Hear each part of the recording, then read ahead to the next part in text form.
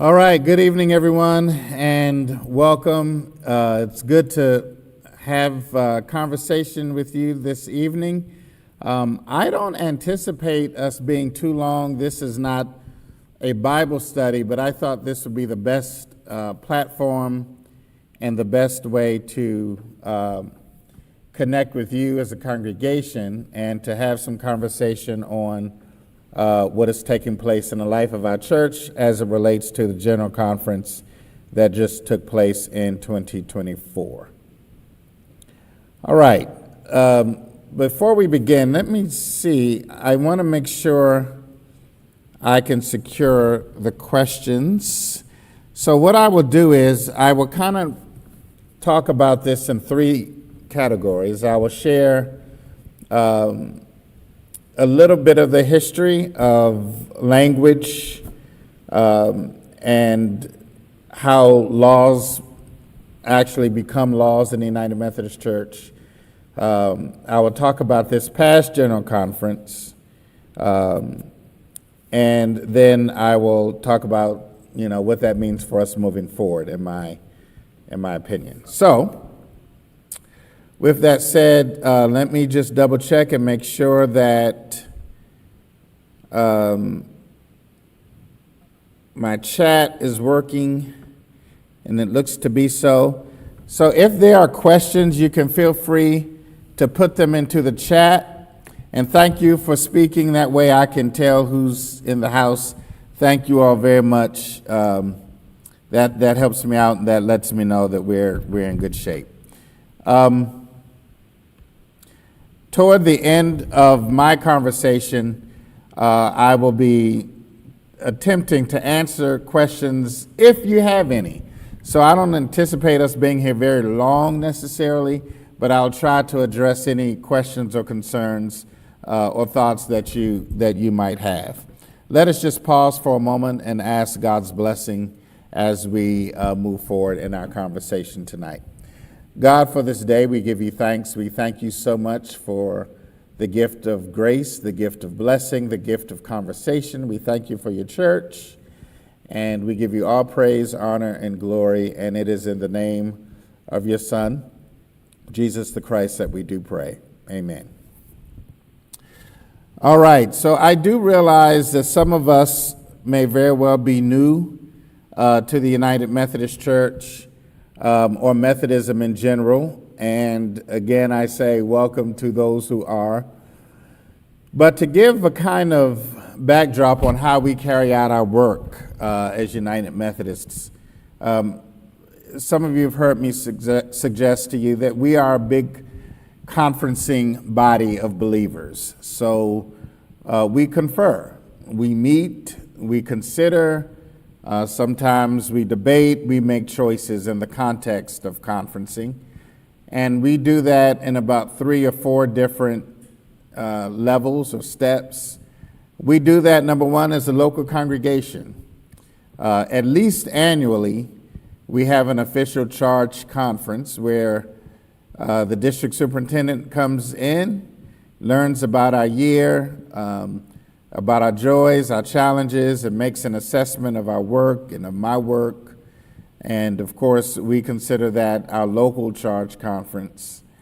And that's typically done once a year. Sometimes when things come up that require the attention of a charge conference, there can be a call meeting throughout the year. And from there, we actually meet as a district, which means the group of churches in a small geographical area constitute a district, and we meet with our district superintendent as the leader.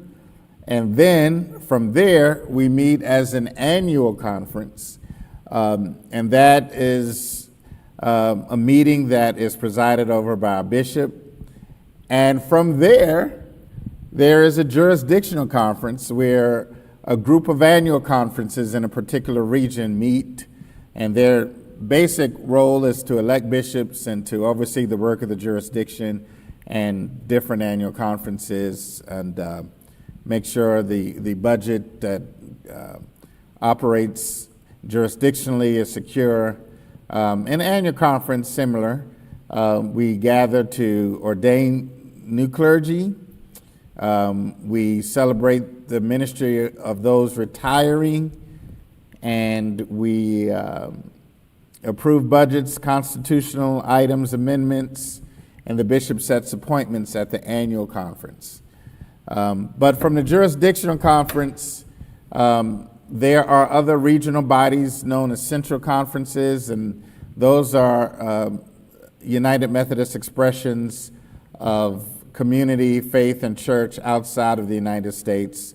And then, of course, we have the General Conference, which is the legislative body of the United Methodist Church. The General Conference is the only body that can speak on behalf of the United Methodist Church. And along with the Council of Bishops and along with the Judicial Council, the General Conference governs the life of the church. And the General Conference typically meets every 4 years. And the purpose of that meeting is to review legislation. It's actually to review two bodies of work. One is the Book of Discipline, and the other is the Social Principles. The Book of Discipline, which just about every Methodist church has, the AME, the CME, the AMEZ, just about every Methodist branch utilizes a Book of Discipline, which contains the church's restrictive rules, the church's constitutional work, the church's laws as it relates to the local church, the district, the annual conference, jurisdictional conferences, general conferences. But we also have another document called the Social Principles, which are not necessarily, they're not the items in the Social Principles or the resolutions therein. They're not law, but they are the ethical paradigm out of which the church sees its position around matters of justice and current everyday issues, and sometimes hot topics that be taking place throughout the world. So General Conference is 2 weeks long. It's a lot of work that is typically done there. And this General Conference was actually what is also known as a postponed session of the 2020 General Conference, which was not able to go forth because of the pandemic. And now they were able to, or the church was able to convene that session, which is also known as the 2024 session of the General Conference. So that's kind of how the structure is of the United Methodist Church. It's a very structured organization in this way, and it can be a lot. It can be overwhelming. It can be confusing at times. Don't worry about that. But just so you'll have an idea of how some of these things work, that's how.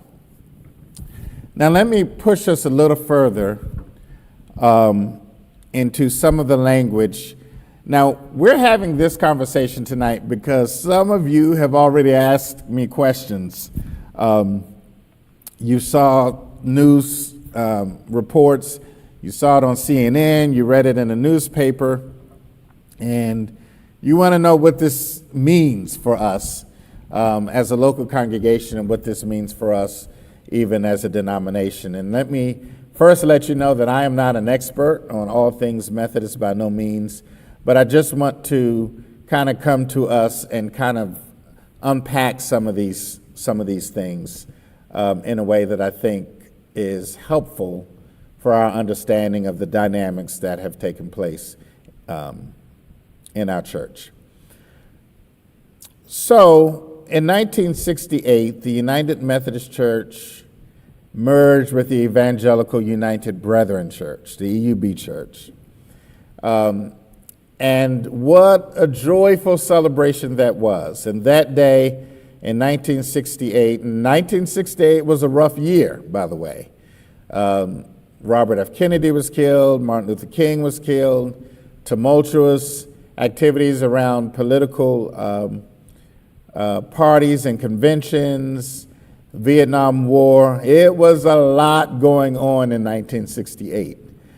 But one of the things that also went on in 1968 was the birth of a new denomination, and almost an 11 million member church in 1968, known as the United Methodist Church.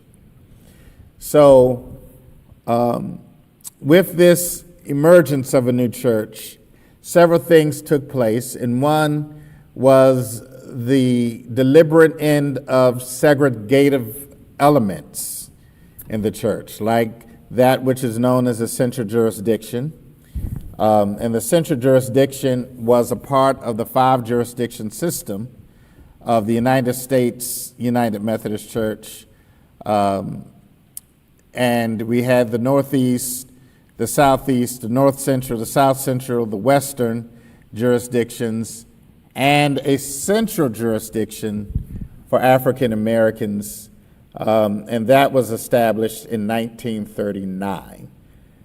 Now, again, this can be confusing, but in 1939, the Methodist Episcopal Church and the Methodist Episcopal Church South reunited after splitting over slavery less than 100 years before.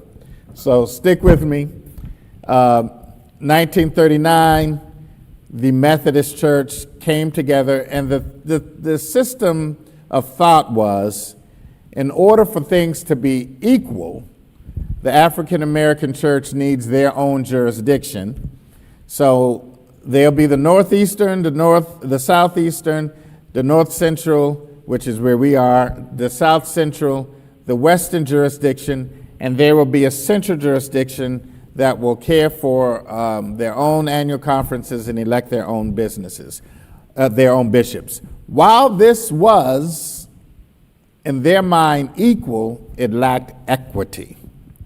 And so in 1968, before the merger was agreed upon with the EUBs, that segregated jurisdiction had to be abolished, and it was. In August of 1967, that was the last session of the jurisdictional conference in Atlanta. And the merger of the black and white conferences began to take place across the country.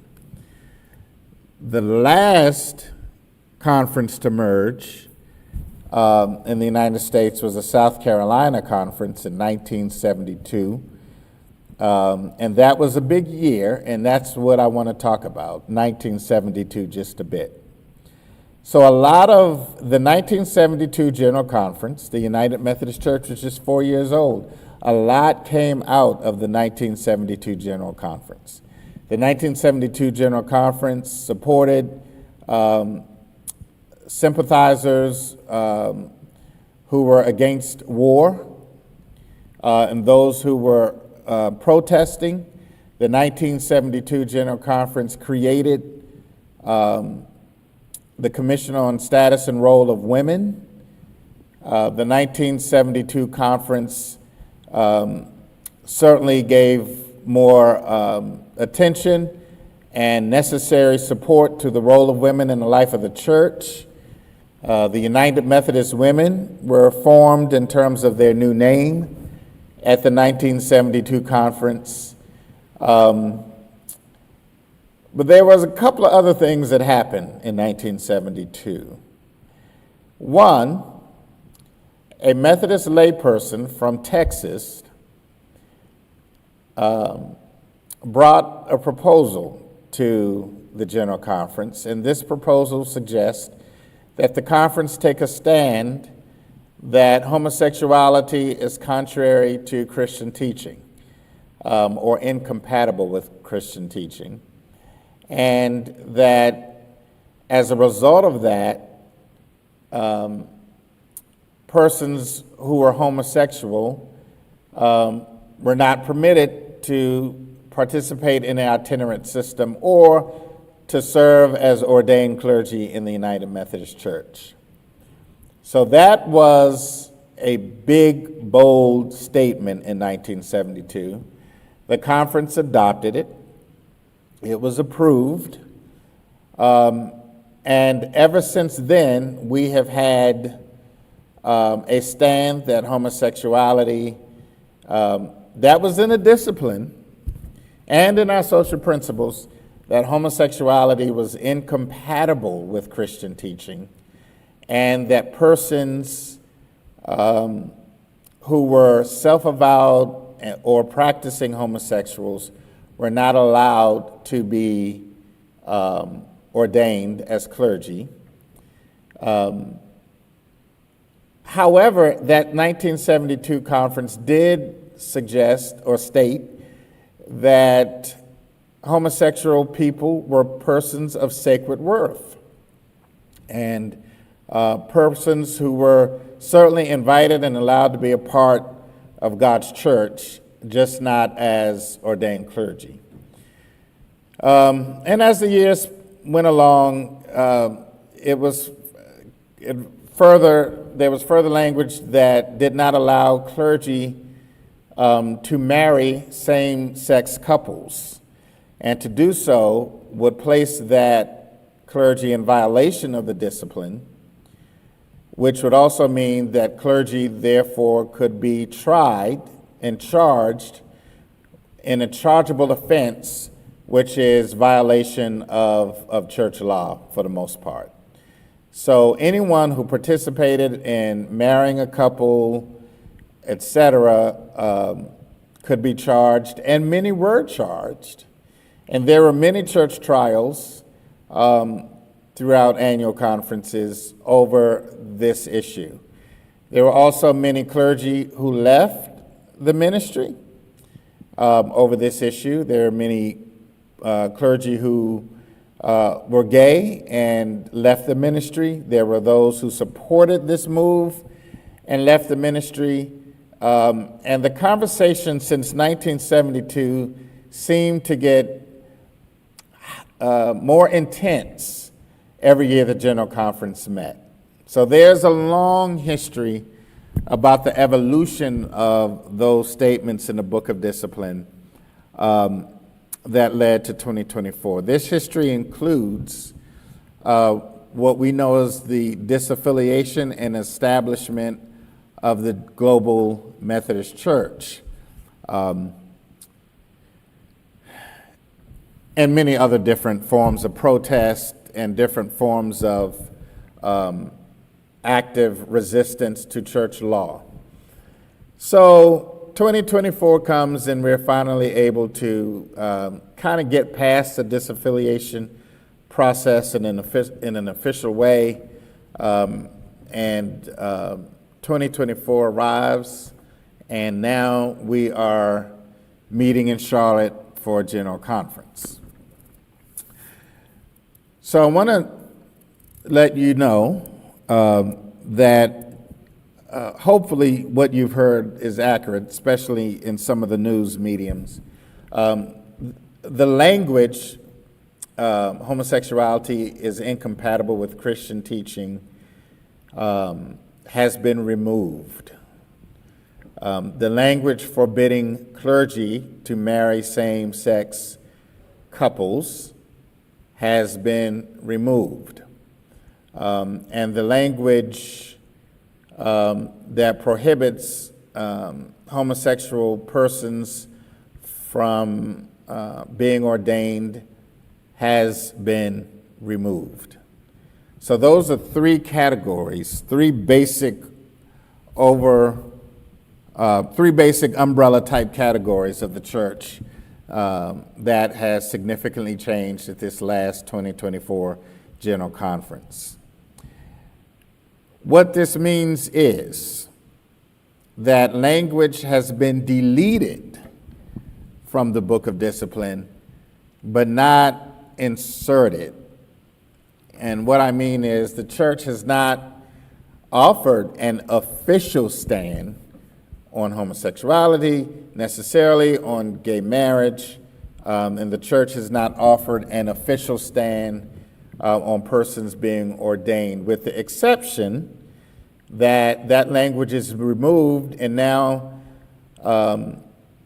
boards of ordained ministry are no longer required to consider a person's sexual orientation as a a means for entering the ordained ministry in the life of the United Methodist Church.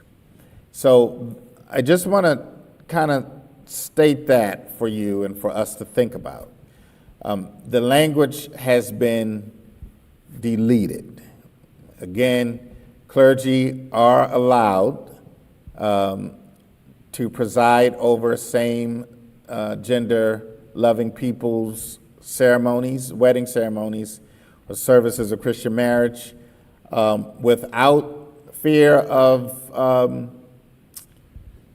judicial retaliation or judicial correction around that. So that's one piece.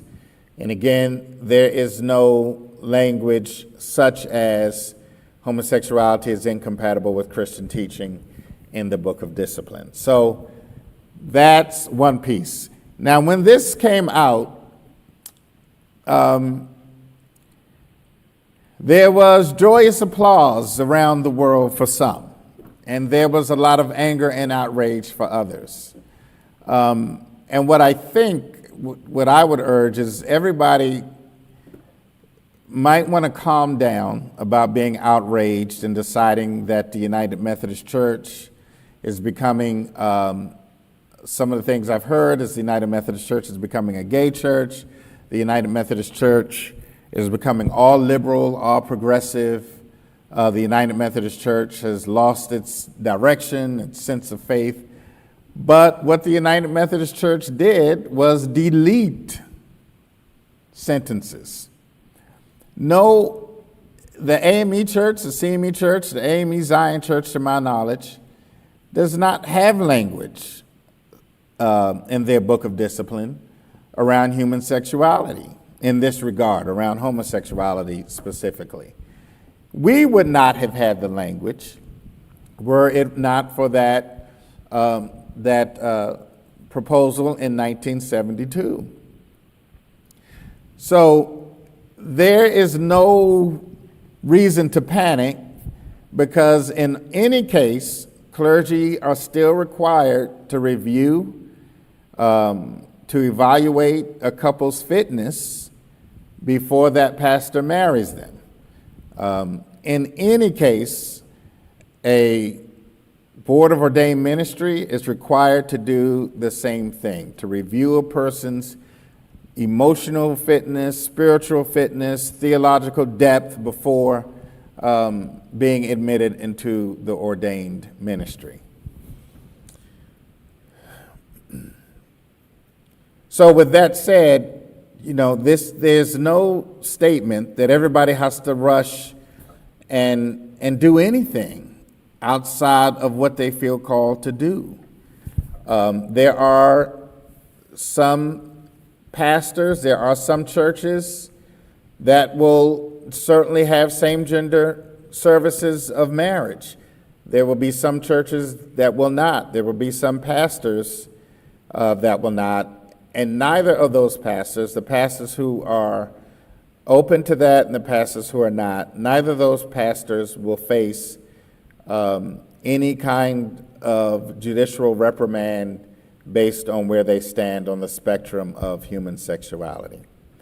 So that's kind of what it is and where we are. And the third conversation I want to have with you is how does this impact us here at Hope? How does this impact the local church, period, perhaps? And let me just say a couple of things about that. Number one, we still have our work to do as a local church. We have our mission statements. We have our core value statements. We have to be grounded in who we are as a local church in the wide spectrum of Christian community around the world. The United Methodist Church is operates off of a democratic platform. Anything can happen when the General Conference gathers, depending on who makes up the voting delegation. Anything can turn in any way, in the same way that happens with our own United States government. We can't always predict what will happen, but whenever you have a democratic system like that, it's always a sense that somebody gets what they want and somebody else does not. When it comes to matters of homosexuality, when it comes to matters of abortion, and in some cases when it comes to racism, these are deeply seated convictions that people have. And my hunch is people who are against abortion or for abortion, you're not going to change their minds. People who are for inclusion in context of homosexuality, people who are against it, you're not going to change their minds. Even when it comes down to how we read and approach the text and how we read and approach the Bible. For some people, they read the Bible out of a very legalistic means or a very legalistic lens. And the Bible is what you can't do. The Bible is the list of restrictions. While for other people, the Bible is an opportunity for what you can do. And even Jesus was caught in some of these forms of conflict, for example, when it came to healing on the Sabbath. The law clearly states that no one can heal, no prophet can work on the Sabbath, which meant healing could not take place on the Sabbath. And here Jesus comes and heals on the Sabbath. And we can debate these things all day. I think we have to be open to the great diversity that also exists within the New Testament. For Paul, we are saved by faith. For James, for example, we are saved by our works. There is diversity of thought, even, friends, in the New Testament. And I am not sure going down that path is helpful to anybody. Going down a path of determining and figuring out who's right and who's wrong, I don't think that's a good use of our time. I think the world is too fractured. It is too damaged, ripped to shreds in some parts, because people are deeply engaged in that type of conversation. I think our job is to get busy doing the work of church. Our job is to make sure that we are accessible, that we are a loving community, that we express the love of Christ, that we do all in our power to uphold the gospel, and that we live in the context of fruits of the Spirit, one of which is self-control. And we still have to manage and maintain our own self-control, which means wherever you fall on a spectrum of human sexuality, it's really a deeper question. Are you able to maintain self-control when it comes to human sexuality? So what my hope would be is we continue our work as Hope United Methodist Church, that we focus on what is before us. I don't sense we could fight every battle. Now, with that said, I do think that there are conversations that we need to have. I do think that we need to be prepared for, as Dr. Rudy Rasmus will say, when the world comes to your door, what will you do? And I think we do need to be intentional and deliberate about those type of things. I think over the next several months, perhaps I'll be calling a Bible study and a conversation about the history of this particular matter as it relates to homosexuality and some biblical scriptural analysis of that. And keep in mind, by the way, in 1972, there was one other thing that was approved, and that is how we get at what historically has been the Wesleyan quadrilateral. But we look at a variety of pieces to arrive at truth. We look at what the Bible says, we look at what history says, we look at what reason says, and we look at our experience. We consider all of these things, and we come to some position about truth. And these things We utilize this quadrilateral, and the church has for years, as it, for example, the tobacco industry. And there was a time the United Methodist Church was against tobacco. However, there's a good chunk of United Methodists that held tobacco farms. And again, abortion and, the Israel-Gaza conversation. There's so many things that we have to think about and that we have to exercise reason, experience, tradition, and Bible to arrive at the truth. One other piece I would like to share with you is, Jesus lets us know what you bind on earth will be bound in heaven, which gives the church the authority to figure life out, okay? It gives the church the authority to make decisions based on what it believes and what it feels to be true. And sometimes those decisions that the church has had to make had to be unmade. Since the establishment of the institutional church, there have been tons of disastrous things that the church has participated in, like the Crusades. The church actually sent children to fight in crusades. Tons of things that the church has done, including race. Many of our white congregations and many white buildings have in their bylaws that the building cannot be sold to people of African descent. The church has to continue to repent from its racist heritage.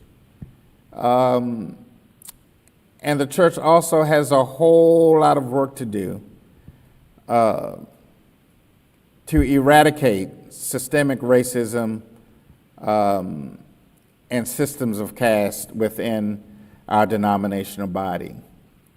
So the United Methodist Church is not perfect. It is an ongoing community of believers that are, quite frankly, moving toward perfection. And that's one of the key doctrinal beliefs of ours. We believe that we are moving toward perfection. But along that path, we make mistakes, we make wrong calls, we do all kinds of things. So the United Methodist Church is not perfect. And I want us to I would invite us across the world, really, to kind of calm down, let us move forward, and let us do the work that is given to our hands. I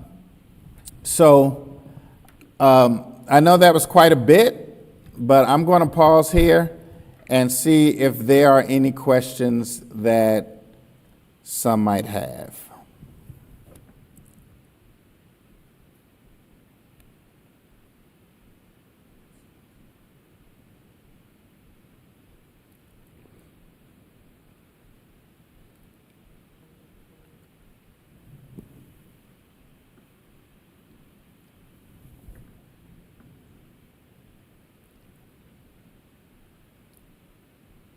And I'm fine if you don't have any.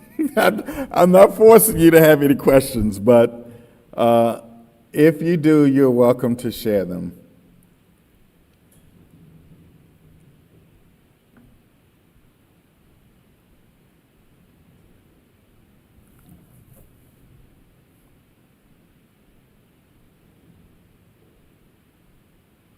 All right, I don't see any coming in the chats. Oh, okay.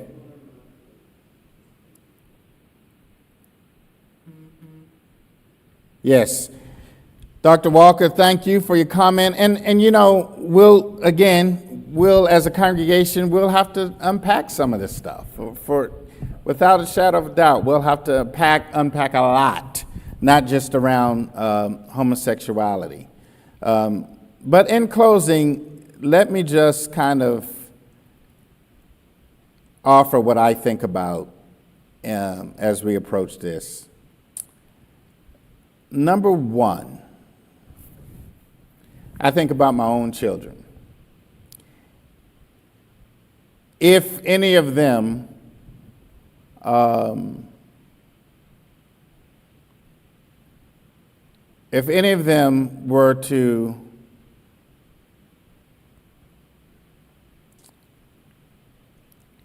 share with me their sexual orientation, which is the same gender-loving scenario. What is not an option is disowning my children, isolating my children, throwing my children out the house. That will not be happening under any circumstances.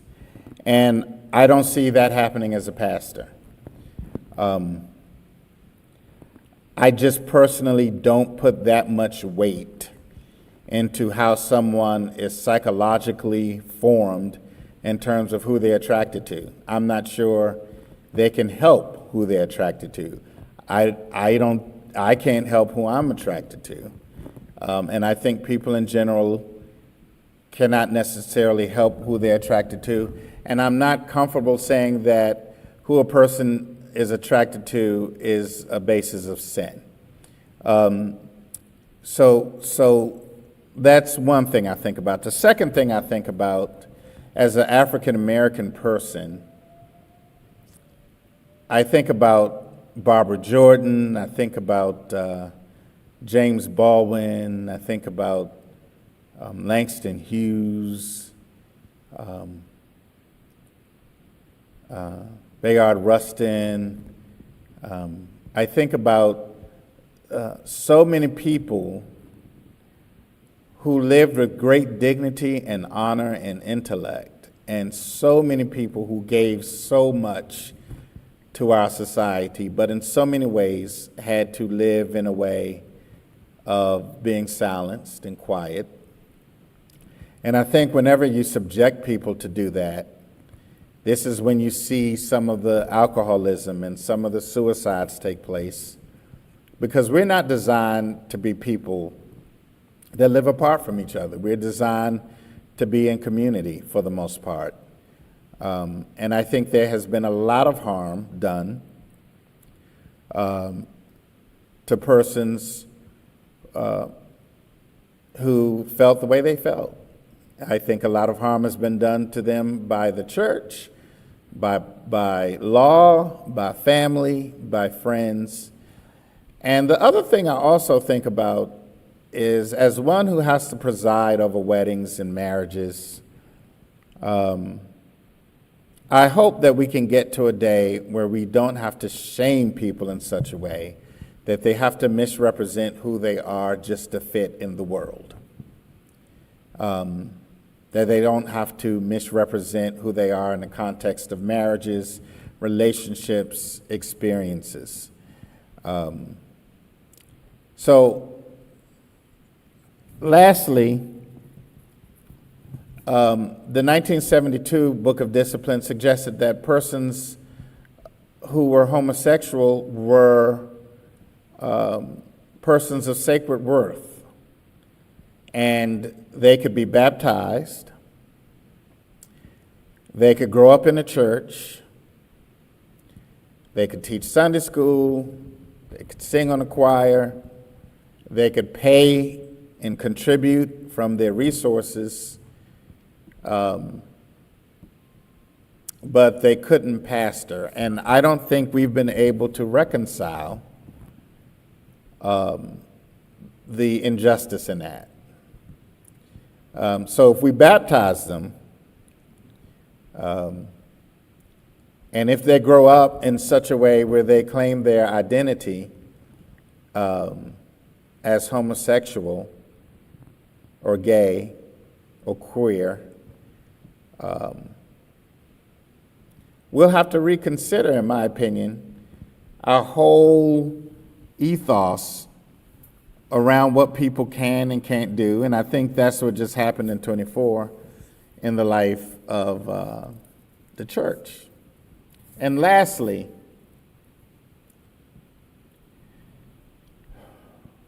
human behavior is extraordinarily complex.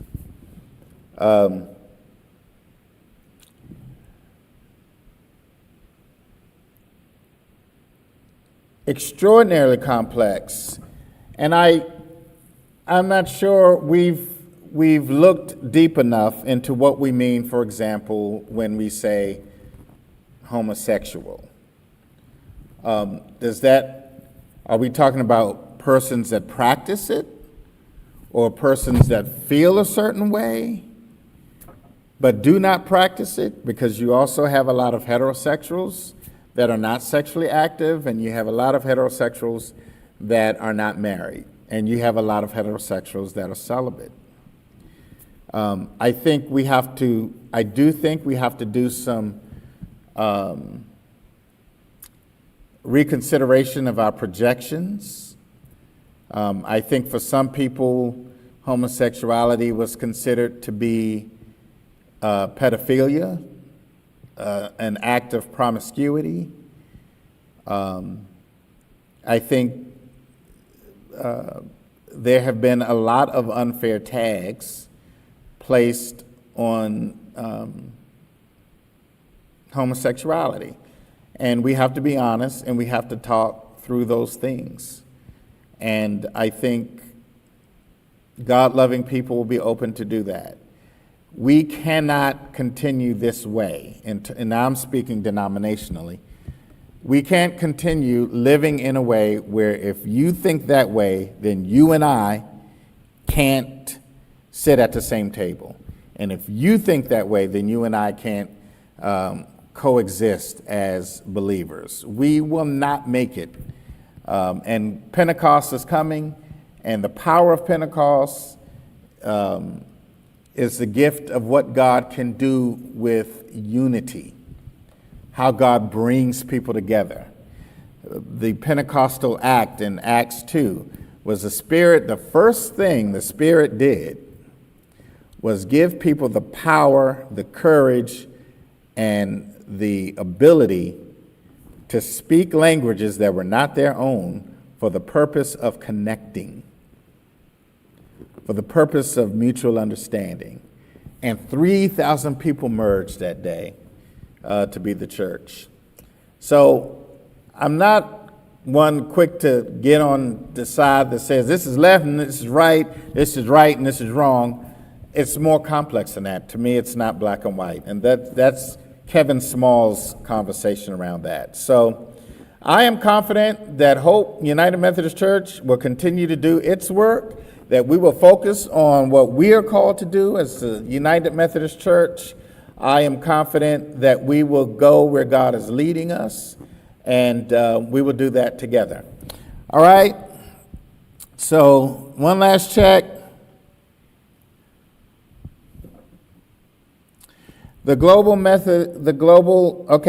Yes, Brother Samuel, the Global Methodist Church, I would suggest, is a more conservative body.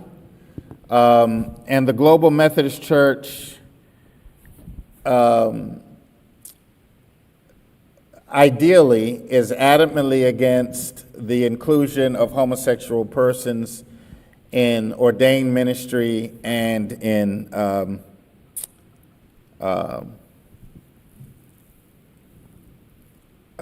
sacred Christian marriage. And while I don't fault them for their beliefs, I am not confident on any group of people, number one, that does not take strong consideration of the plight of black people. I am not confident in any expression in a country as diverse as the United States is, where the majority is all white. And I am not comfortable with any ecclesiastical body that is comfortable with any discriminatory action and any discriminatory openness.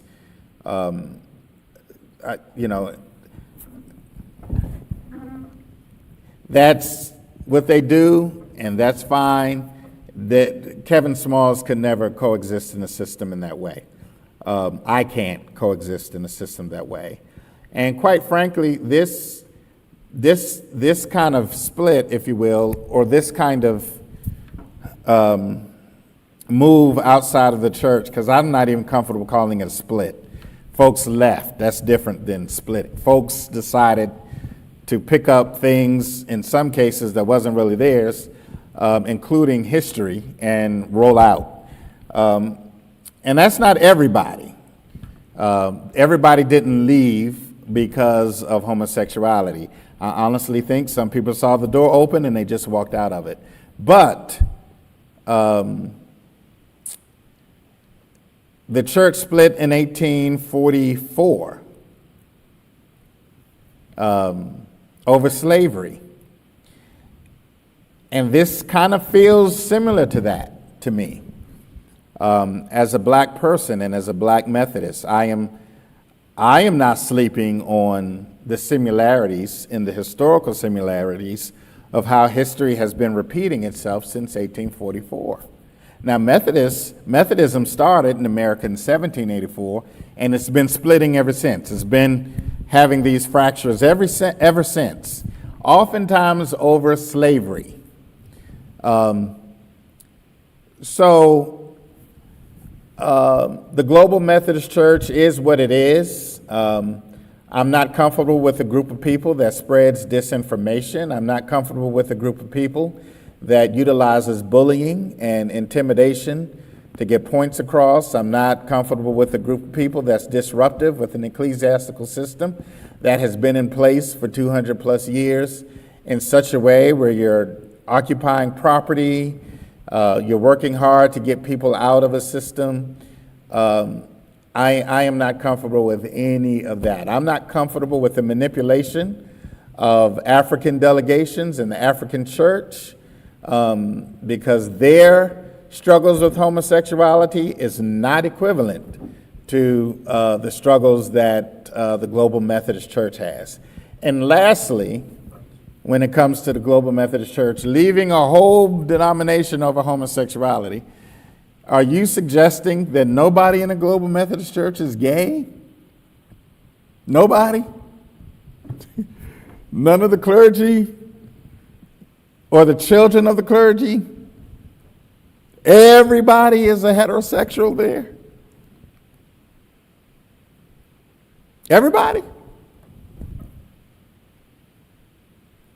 So yeah, I'm going to stay parked in the United Methodist Church, and I'm going to work very hard for issues that I think we still need to address.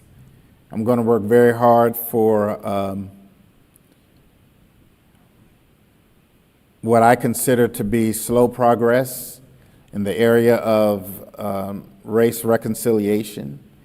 I'm very concerned about the status of the black church in United Methodism. I'm very concerned about our historical black presence in the United Methodist Church. And what I mean by that is we are now about 4% of the United States membership, or 4% of the membership period, which is under 400,000 people, and I think we're continuing to shrink. And right now the church is so consumed with surviving that it's watching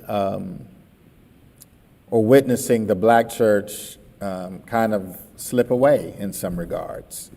So these things do concern me out of love, and we'll continue to work hard to make sure that this is a church where all God's people can experience the love of God in the fold of God, to transform the world for God. So,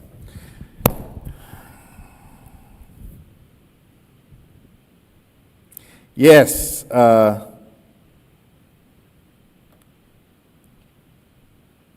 yes, Matthew 20. Yes, exactly. Dr. Simpson raises Matthew 23 as the more weirder matters of the law. Indeed. Sister Coleman, yes, we still struggle with the segregated hour of the week. And I think to some degree the church needs to be comfortable with black people, Native American people, Asian people needing to have their own expressions of ecclesiastical fellowship. And it's nothing wrong with that. It's nothing wrong with that. That's also a great gift of our diversity. So I agree with you. Let me just check YouTube. In YouTube, we had a client who was hesitant to come to Hope because he was fearful how he and his husband might be treated. I assured him that they would be treated with dignity by us. Yeah, one of the things that I will not be doing here at Hope or anywhere I go, I think it's way too much beating up going on in the world on people. You're not going to come to church and worry about that here. You're not going to worry about your pastor beating up on you on Sunday morning. I don't feel God calling me to that type of rhetoric. I don't feel God calling me to that type of sermonic discourse, and I don't feel God calling me to that type of ministry. The real work of the Spirit, friends, is to bring people together and not pull them apart. The real work and the real evidence is the church's unity in the midst of difficulty, in the midst of debate, in the midst of not being able to agree on certain issues. The real work is to be able to override the things that sometimes divide and live in a way where the Spirit gives fuel to our passion, that He who is the Christ is coming back again to redeem the world and to bring us unto Himself and to transform the world as God originally intended. So that's that's one thing I can say. We're not beating up on anybody here at Hope Church. And I think we have to do the conversation again about what happens when the world shows up at your door and what that means. And this is not just Hope. All black churches have to think about this, all churches in general. But what does happen when a couple comes with their children wanting them to go to Sunday school? You know, what happens in those instances when a same-sex couple comes and, they want to be a part of community? That's something we're going to have to honestly have conversations about. But I think there's a larger concern. Not just that. We have to be the church in a world where all kinds of things are taking place. The abolishment of DEI programming.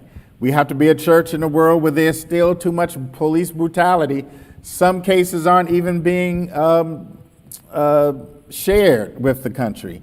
We still have to live in a world where African American students are not being admitted into institutions of higher education and learning, even though they have 4.3 and 4.4 GPAs. We still have to live in a world where African Americans are not giving the same opportunities that many are across the country. We still have to live in a world where African Americans are not wanted in certain neighborhoods or certain churches or certain systems. We still have to live in a world where freedom is only given to a few and not to all.